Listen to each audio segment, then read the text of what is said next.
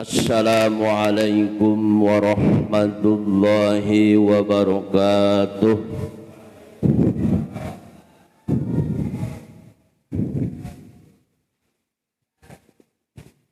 Alhamdulillahilladzi ja'ala talabul ilmi faridatun ala kulli muslimin wa muslimatin. Ashhadu an la ilaha illallahul malikul haqqul mubin wa ashhadu anna muhammadan abduhu wa rasuluhu shadiqul wa'dil amin. Allahumma salli wa sallim wa barik ala sayyidina Muhammadin wa ala alihi wa sahbihi ajma'in, amma ba'd. Qalu subhanaka la ilma lana illa ma 'allamtana innaka antal alimul hakim.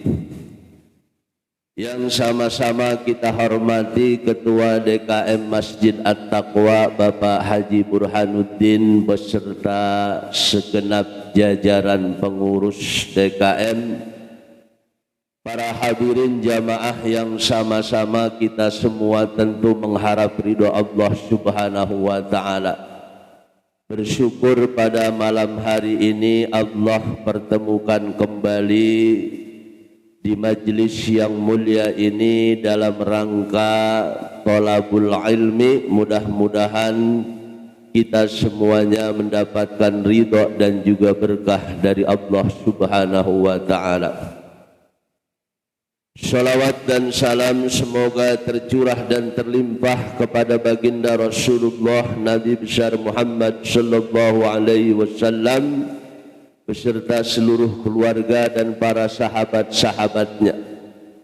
Marilah seperti biasa kita awali kajian kita dengan pembacaan Ummul Quran atau suratul Fatihah. Mudah-mudahan dengan karamah Fatihah dan juga dengan fadilah ta'lim ini Allah anugerahkan kita ilmu yang bermanfaat.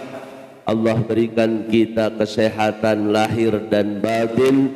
Allah anugerahkan kita rezeki yang berkah dan berlimpah serta keturunan yang salih dan salihah.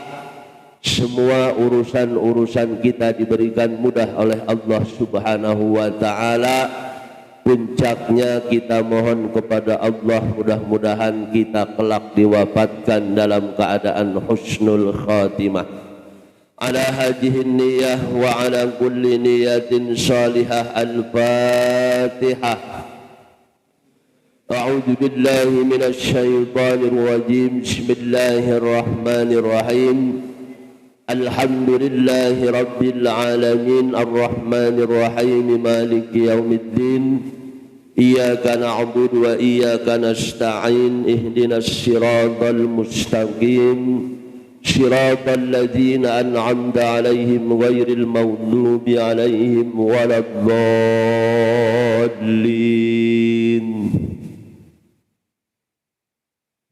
Bismillahirrahmanirrahim. Kharajal Imam Ahmad wa Abu Dawud wa Tirmizi wa Nasa'i wa Ibnu Majah wa Ibnu Hibban fi sahihihi min hadisil Ala ibn Abdurrahman an abihi an Abi Hurairah 'anil Nabi sallallahu alaihi wasallam qala.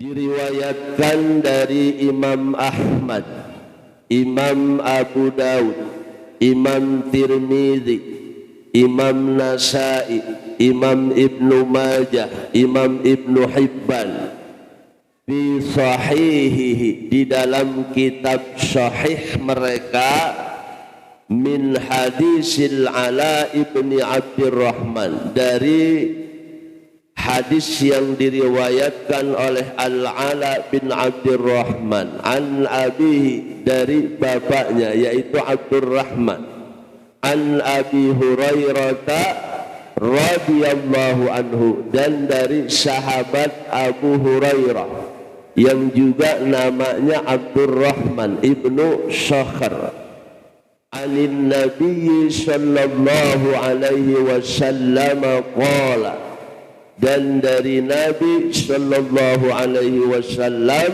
di mana Nabi bersabda, "Ijan tafafa Sya'bana fala tasumu hatta Ramadan." Kata Nabi, "Ijan tafafa Sya'bana," apabila sudah masuk pertengahan bulan Sya'ban, fala tasumu, maka janganlah kalian berpuasa, hatta Ramadan, sampai datangnya bulan Ramadan. Nah, tentu hadis ini harus kita pahami dengan seksama, dengan teliti. Artinya kita tidak bisa menelan makna hadis ini secara bulat-bulat, maka harus kita pahami berdasarkan penjelasan para ulama. Maka dikatakan di dalam kitab Lataiful Ma'arif karangan Imam Ibn Rajab Al-Hambali, wa qad akhraja bihi akharuna minhum asy-Syafi'i wa ashabihi, dan sungguh telah mengambil kesimpulan, menjelaskan para ulama, minhum asy-Syafi'i, yang diantara para ulama itu ada pendapat Imam Syafi'i wa ashabihi, dan para pengikut-pengikutnya mazhab Imam Syafi'i, wa nahwan 'an ibtida'i tatawwu'i bisyami ba'da nisfi Sya'bani liman laisa lahu 'adatun. Jadi permasalahan di mana dilarangnya orang melakukan ibadah puasa sunnah setelah masuk pertengahan bulan Sya'ban, liman laisa lahu 'adatun, bagi mereka yang tidak biasa berpuasa sunnah. Jadi larangan dalam hadis ini di mana orang melaksanakan ibadah puasa sunnah setelah masuk pertengahan bulan Sya'ban adalah mereka yang memang enggak biasa puasa sunnah. Tapi kalau yang biasa puasa sunnah, entah itu puasa sunnah Senin Kemis kah, atau puasa sunnah Nabi Daud kah, sehari puasa sehari tidak, atau dia memang rutin melaksanakan puasa sunnah yang namanya ayyamul bid, yaitu pertengahan bulan, tanggal 13, 14, 15 atau 14, 15, 16 terserah. Nah, buat mereka yang memang biasa melakukan puasa sunnah seperti itu tetap dianjurkan, tidak masuk dalam kategori larangan hadis ini. Tapi yang dimaksud dalam larangan hadis Nabi ini adalah mereka yang memang tidak biasa puasa sunnah. Yang dikhawatirkan adalah ketika mereka yang tidak biasa puasa sunnah lalu setelah masuk bulan pertengahan Sya'ban dia paksakan puasa sunnah, nanti begitu masuk bulan Ramadan badannya lemes, semangatnya kurang, girohnya hilang. Jadi dalam ibadah itu juga ada istilah yang namanya skala prioritas. Artinya kita harus lebih mengutamakan yang wajib ketimbang yang sunnah. Bukan berarti setelah kita melakukan yang wajib kita tidak peduli dengan yang sunnah. Tapi kalau memang kita sudah terbiasa dengan amalan tersebut, maka itu sangat bagus dan tetap dianjurkan oleh Rasulullah Shallallahu Alaihi Wasallam. Apalagi kayak Nabi ini memang kalau bulan Sya'ban puasa sunnahnya lebih banyak. Ada seorang sahabat yang namanya Usamah bin Zaid sampai bertanya kepada Nabi, lam araka tasumu ma tasumu min Sya'ban. Ya Rasulullah, lam araka tasumu, saya tidak melihat engkau melakukan ibadah puasa, maksudnya puasa sunnah, minas syuhuri, pada bulan-bulan lain dari bulan-bulan lainnya, ma tasumu min Sya'ban, dibanding puasa yang engkau lakukan pada bulan Sya'ban. Nabi itu puasa sunnah pada bulan Sya'ban hampir full, cuma enggak puasa paling sehari 2 hari. Makanya sampai ditanya oleh sahabat Usamah bin Zaid, faqala, maka Nabi menjawab, jaga sahrun yakbulun nas. Kata Nabi, ini bulan Syaban yakbulun nas, bulan yang sering dilalaikan manusia, baina Rajabi wa Ramadan, antara bulan Rajab dan bulan Ramadan. Artinya banyak orang yang hanya memfokuskan ibadah, meningkatkan ibadah, menspesialisasikan waktunya untuk beribadah hanya pada bulan Rajab dan bulan Ramadan. Padahal bulan Sya'ban juga bulan yang luar biasa. Kenapa dikatakan bulan yang luar biasa? Nabi yang bilang, karena bulan Sya'ban ini kata Nabi, innahu syahrun turfa'u bihil a'malu ila rabbil alamin azza wa jalla. Karena itu bulan Sya'ban adalah bulan di mana diangkatnya semua amal manusia ke hadapan Allah Subhanahu wa ta'ala. Jadi amalan kita yang kita lakukan secara rutinitas sepanjang 1 tahun itu ada laporan waktu di mana diangkatnya amalan itu, yaitu pada bulan Sya'ban. Jadi memang amalan manusia ini secara periodik itu dilaporkan oleh malaikat ke hadapan Allah. Seminggu sekali dilaporkan yang namanya hari Kamis. Sebulan sekali dilaporkan pada hari Ayyamul Bid. Setahun sekali amalan kita juga dilaporkan di hadapan Allah Subhanahu wa ta'ala, yaitu pada bulan Sya'ban. Makanya kata Nabi, uhibbu an turfa'a amali wa ana shaimun. Maka aku suka, aku senang ketika amalku diangkat, wa ana shaimun, aku sedang berpuasa. Ya Allah, ini Nabi, sosok yang sudah pasti mendapatkan jaminan dari Allah Subhanahu wa ta'ala, di mana beliau ini pasti diampuni dosanya, baik yang lalu ataupun yang akan datang.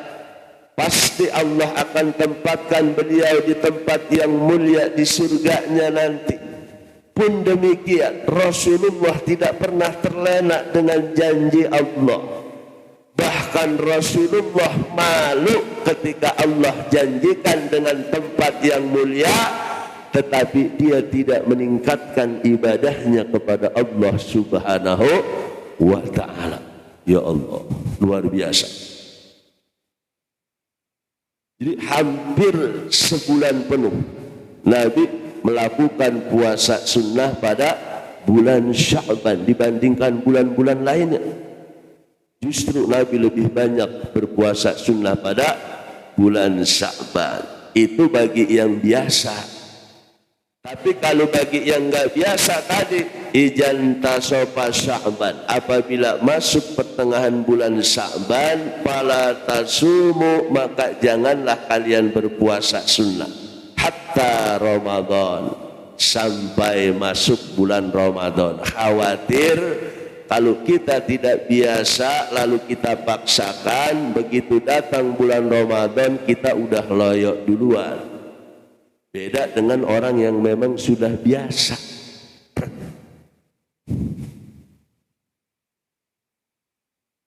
Wa warada fi hadis la taqaddamu ramadhana bi shaumi yaumin aw yaumaini illa rajulun kana yasumu shauman falyasumhu.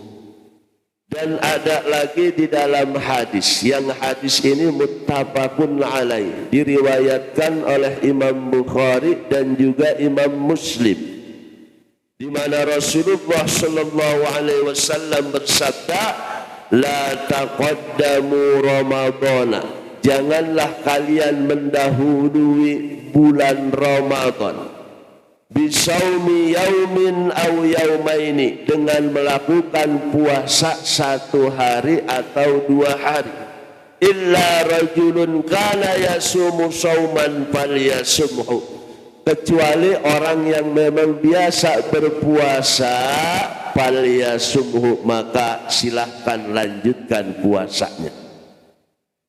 Nah, pada akhir bulan Sya'ban, di penghujung bulan Sya'ban, utamanya pada tanggal 30 bulan Sya'ban, kalau memang bulan Sya'ban itu sampai 30 hari, maka kita ini yang tidak biasa puasa sunnah maksudnya, itu jangan kita berpuasa. Apalagi kita nggak tahu persis apakah itu kita tahu yakin bahwa itu adalah akhir bulan Sya'ban atau justru sudah masuk awal Ramadan. Jadi larangan Nabi ini adalah untuk sebuah kehati-hatian agar tidak terjadi kesimpang siuran, pencampur adukan antara ibadah sunnah dengan ibadah wajib. Walaupun kita niatnya begini, khawatir ini udah masuk bulan Ramadan, saya puasa, niat puasa Ramadan, haram. Karena puasa ini nggak bisa dikira-kira.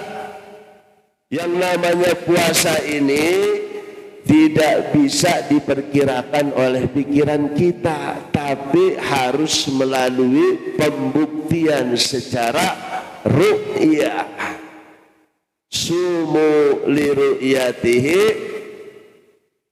wa aftiru li ru'yatihi, puasalah jika kamu melihat hilal bulan pertama bulan Ramadan, dan berbukalah jika kamu melihat hilal bulan sabit atau bulan pertama bulan Syawal.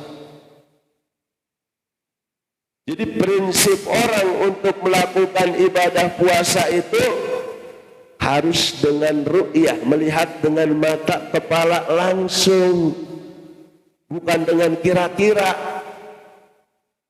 Dan hadis ini sesuai dengan firman Allah Subhanahu wa ta'ala di dalam Al-Quran surat Al-Baqarah, faman syahida minkumus syahra falyasum. Faman syahida, maka barang siapa yang menyaksikan ay ra'yal hilal, maksudnya dia melihat hilal bulan pertama dari bulan Ramadan, falyasum, maka hendaklah dia berpuasa, karena itu wajib. Jadi Islam lewat petunjuk Al-Quran dan As-Sunnah mengajarkan kepada kita bahwa metodologi yang benar dalam prinsip menetapkan puasa itu lewat ru'yah. Kecuali kalau lewat ru'yah sudah berhalangan ada sandungan, ada kendala, fa in gumma alaikum fa akmilul iddata salasina, baru hisab, metode hisab. Jika kamu dalam melihat hilal itu terhalang oleh kabut, awan yang gelap atau apapun, baru fa'akmilul iddata, maka sempurnakanlah jumlah bulan Sya'ban salasina, 30 hari. Jadi lebih utama yang didahulukan itu adalah ru'yah, bukan hisab. Dan Nabi juga pernah bilang, wa inna ummatun ummiyatun la naktubu wa la nahsubu. Sesungguhnya kita ini adalah umat yang ummi, yang enggak bisa baca, enggak bisa nulis. La naktubu, kita enggak bisa nulis. Wa la nahsubu, dan kita enggak bisa ngitung. Maksud ucapan Nabi ini adalah untuk penetapan awal bulan Ramadan. Jadi kita ini diutamakan dalam menentukan awal bulan Ramadan kah, bulan Syawal kah, bulan Haji kah, atau bulan-bulan lainnya. Maka yang paling afdal adalah, yang paling utama adalah melalui metode ru'yah, melihat dengan mata kepala langsung. Meskipun nggak harus semua orang menyaksikan, cukup 2 orang yang adil, atau bahkan 1 orang yang adil sekalipun. Andai ada 1 orang yang adil dalam pengertian begini, orang yang memang nggak pernah dusta, bukan tukang bohong, orang yang takut kepada Allah, yang ibadahnya luar biasa, yang sholatnya dijaga, yang kehormatan diri dan agamanya benar-benar dijaga. Itu yang dimaksud orang adil. Andai 1 orang pun itu dalam Islam sudah menjadi absah sebagai ketetapan waktu masuknya bulan Ramadan. Pernah sahabat yang namanya Abdullah bin Umar, yang dijelaskan di dalam hadis, tara'an nasal hilal, kata Abdullah bin Umar, saya melihat manusia berkumpul untuk membicarakan tentang awal bulan Ramadan. Fa akhbartu Rasulullah sallallahu alaihi wasallam anni ra'aitu, maka aku menghabarkan kepada Nabi sallallahu alaihi wasallam bahwa aku melihat hilal bulan. Ini Abdullah bin Abbas, enggak ada yang nyaksiin. Wasoma, maka Nabi berpuasa, wa amaron nasa bisiyamihi, dan Nabi memerintahkan manusia untuk berpuasa lewat kabar yang disampaikan salah seorang sahabat, yaitu Abdullah bin Umar bin Khattab. Karena memang Nabi tahu sahabat yang namanya Abdullah bin Umar bin Khattab ini orang yang adil, orang yang bukan tukang dusta, orang yang ibadahnya dan kehormatannya selalu dijaga. Bahkan pernah ada seorang Arab Badui, dalam hadis yang diriwayatkan oleh Abdullah bin Abbas wa an Ibni Abbasin, anna a'rabiyan ja'a ila Nabi sallallahu alaihi wasallam faqala, diriwayatkan dari Abdullah bin Abbas bahwa ada seorang Arab Badui ja'a ila Nabi, datang menemui Nabi sallallahu alaihi wasallam, faqala, maka dia berkata, inni ra'aitul hilal, wahai Rasulullah, sesungguhnya saya telah melihat hilal bulan pertama, bulan sabit, bulan Ramadan. Lalu kata Nabi sallallahu alaihi wasallam, atashhadu an la ilaha illallah, apakah engkau bersaksi bahwa tidak ada Tuhan selain Allah? Qala na'am, orang itu menjawab iya. Qala atashhadu anna Muhammadar Rasulullah, Dan Nabi lagi-lagi bertanya, apakah engkau bersaksi bahwa Muhammad adalah utusan Allah? Qala na'am, ya. Qala, maka Nabi bersabda, fa'ajim bin nasi ya Bilal ayyasumu ghadan. Maka berserulah kepada manusia, wahai Bilal, agar mereka berpuasa besok. Ini cuma laporan orang Baduy, satu orang. Cuman dia disumpah sama Nabi, ya Rasulullah, saya sudah melihat hilal.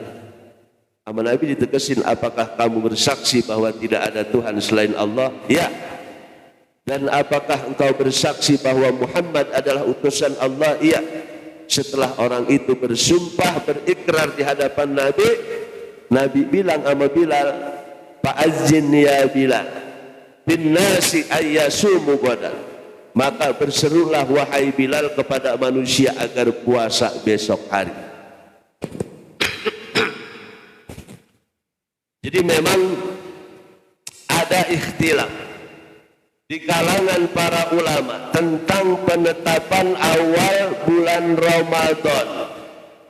Ada yang mensyaratkan minimal 2 orang yang menyaksikan langsung, tapi ada juga yang mensyaratkan 1 orang pun sudah masuk, sudah absah, berdasarkan hadis Rasulullah yang diriwayatkan dari sahabat Abdullah bin Abbas dan sahabat Abdullah bin Umar bin Khattab. Terlepas dari semua permasalahan dan perbedaan tersebut, bahwa prinsip penetapan awal bulan Ramadan itu yang paling benar adalah lewat metode ru'yah, lewat penglihatan secara empiris langsung, yang sekarang tentu ini dilakukan oleh Majelis Ulama Indonesia mewakili umat Islam. Jadi kita tinggal makmum. Kalau kata MUI, kalau kata pemerintah besok puasa, udah kita udah makmum, karena itu sudah melalui penelitian secara empiris langsung. Apalagi sekarang ini peralatannya udah canggih, jadi dengan alat satelit langsung, sehingga bisa terlihat tentang awal penetapan bulan yang disebut dengan hilal. Nah, yang berikutnya, amalan-amalan yang baik yang bisa kita laksanakan pada akhir bulan Sya'ban atau dari pertengahan bulan Sya'ban ini adalah amalan bersolawat. Ada riwayat mengatakan bahwa Sya'ban ini adalah bulannya Nabi. Rajab kemarin bulan Allah, Sya'ban bulan Nabi, Ramadan bulan umatnya Nabi Muhammad sallallahu alaihi wasallam. Nah, karena ini bulan Nabi, maka amalan yang terbaik pada bulan ini adalah kita selain berpuasa, itu banyak bersolawat kepada Rasulullah sallallahu alaihi wasallam. Ada riwayat hadis yang redaksinya begini.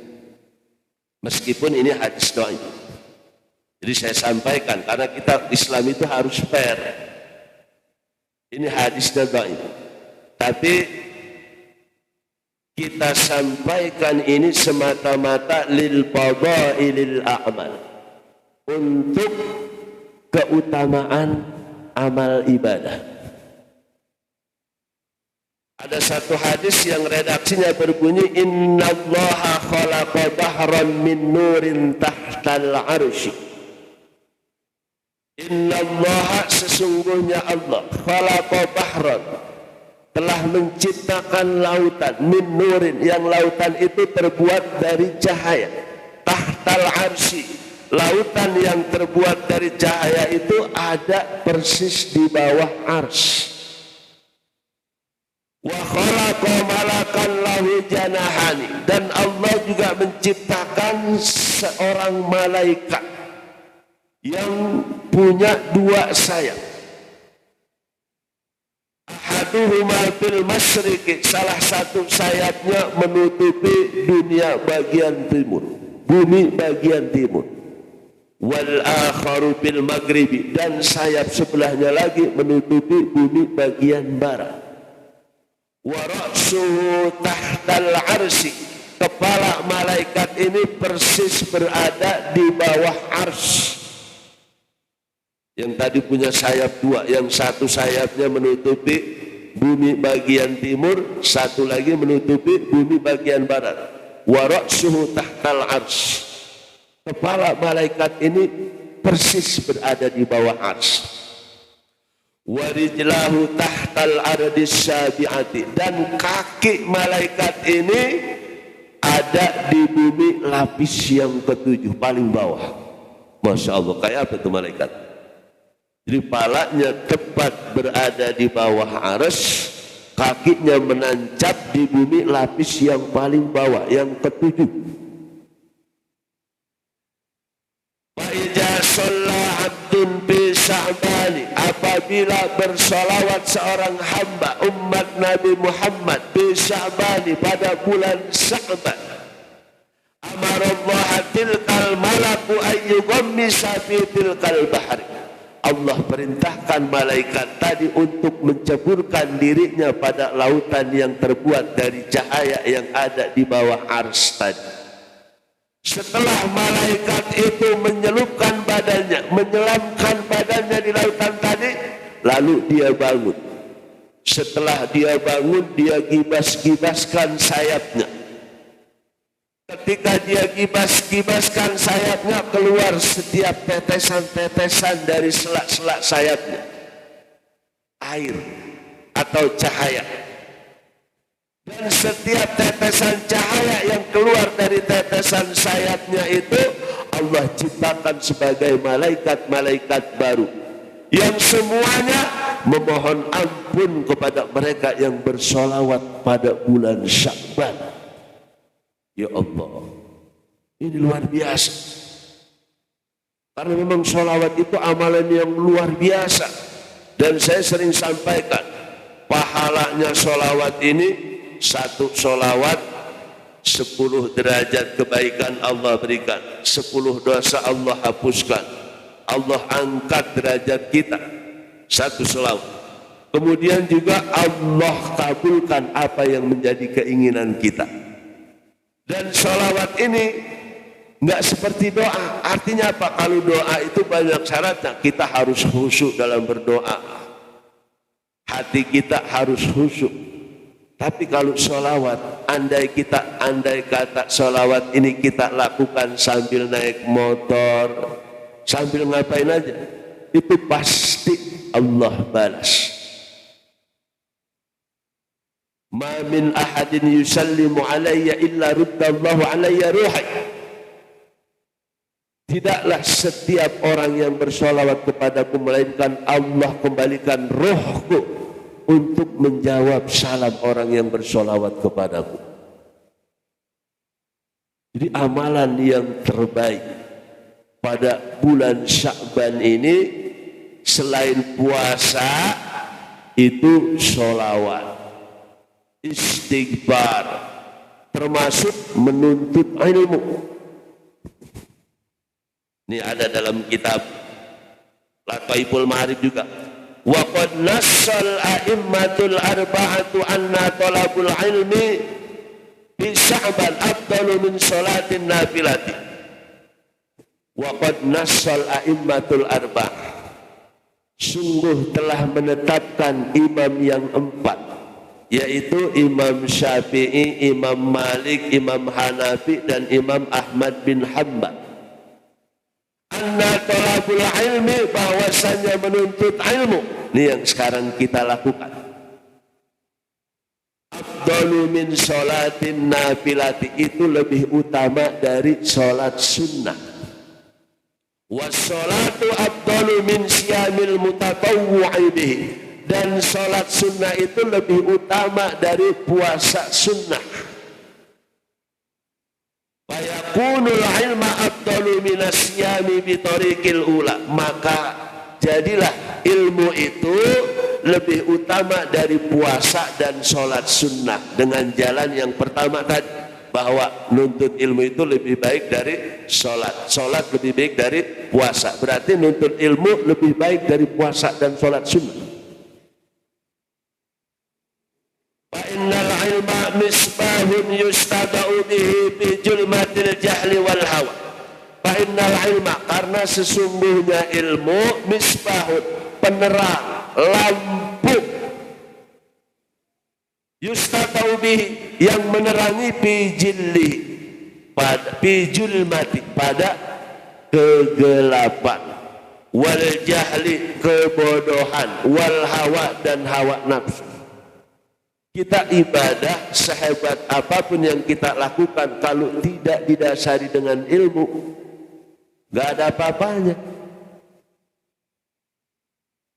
Faman sara fi tariqin ala ghairi misbahin lam ya'man ayyaqa fi bi'rin. Barang siapa yang berjalan fi tariqin, pada satu jalanan, ala ghairi misbah, di mana dia berjalan tanpa membawa penerang, enggak ada lampunya, lam ya'man ayyaqa fi bi'rin, maka dia tidak selamat dari terjerumus ke dalam lubang. Orang kalau jalan di tempat yang gelap, enggak bawa lampu, kira-kira apa yang terjadi? Kesandung, nabrak pohon, dan sebagainya. Nah, seperti itulah orang beramal tanpa ilmu. Makanya menuntut ilmu di bulan Sya'ban ini lebih utama. Yang kita anggap remeh, padahal luar biasa. Qala Ibnu Sirin, berkata Imam Ibnu Sirin, na qauman tarakul ilma, sesungguhnya satu kaum dia meninggalkan menuntut ilmu, wattakhaju maharima, dan dia memilih untuk mendekatkan amal. Fasallu wasamu bi ghairi ilmin, dan dia puasa sunnah, sholat sunnah atau sholat lainnya, bi ghairi ilmin, tanpa ilmu. Wallahi, demi Allah, ini kata imam yang 4, ma'amila ahadun bi ghairi ilmin illa kana ma yufsidu aksaru mimma yuslihu. Tidaklah amalan yang dilakukan seseorang yang tidak didasari dengan ilmu, melainkan ibadahnya lebih banyak rusaknya daripada diterimanya. Di bulan Sya'ban kita pelajarin tentang puasa yang baik, yang benar, syaratnya, rukunnya, tentang zakat. Karena ilmu apapun, amal apapun, tanpa kita dasari dengan ilmu, sia-sia. Fakullu man bi ghairi ilmin ya'malu a'maluhu mardudatun la tuqbalu. Siapa saja yang beramal tanpa ilmu, maka amalnya tertolak. Jadi ilmu ini mendahului amal.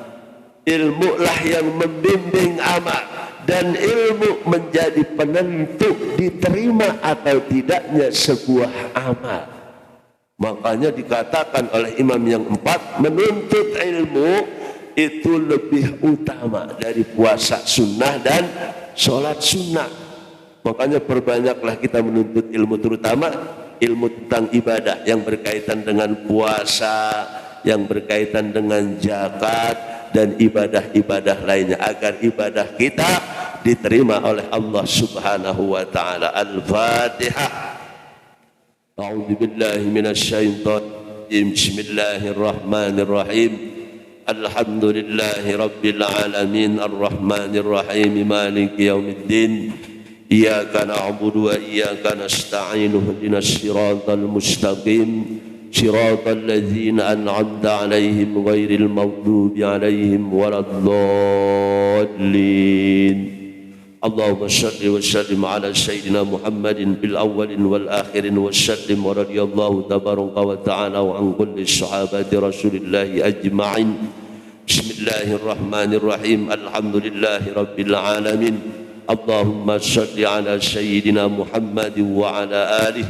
Allahumma inna nas'aluka ilman nafi'an wa nas'aluka rizqan wasi'an wa nas'aluka amalan mutaqabbalan. Allahumma inna nas'aluka ilman nafi'an wa nas'aluka rizqan wasi'an wa nas'aluka amalan mutaqabbalan. اللهم بارك لنا في شعبان وبلغنا رمضان ربنا آتنا من لدنك رحمة وهيئ لنا من أمرنا رشدا اللهم أصلح ذات بيننا اللهم ألف بين قلوبنا ربنا آتنا في الدنيا حسنة وفي الآخرة حسنة وقنا عذاب النار وصلى الله على سيدنا محمد وعلى آله وصحبه وسلم والحمد لله رب العالمين والسلام عليكم ورحمة الله وبركاته.